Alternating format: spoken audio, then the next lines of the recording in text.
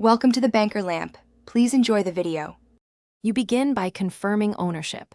Sign into your Roblox account and verify the parent email so you can change settings.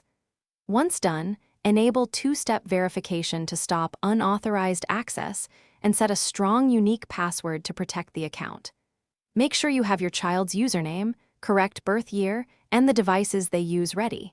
This speeds the process and prevents accidental lockouts. Doing these steps first avoids later confusion and ensures parental controls apply to the right profile and devices.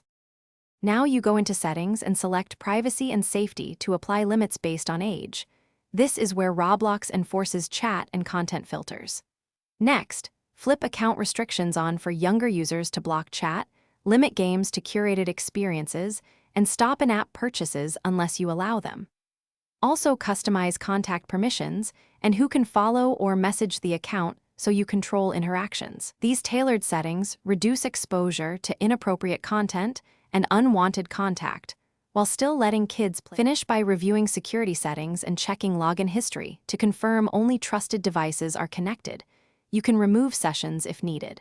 Once done, enable activity notifications or use the Roblox Family Settings app so you monitor playtime, purchases, and friend requests in real time.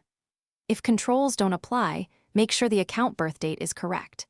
Then clear browser or app cache, sign out everywhere, and sign back in to force updates. These steps resolve most sync issues and keep protections active. Thanks for watching. If this was helpful, leave a like and consider subscribing. See you next time.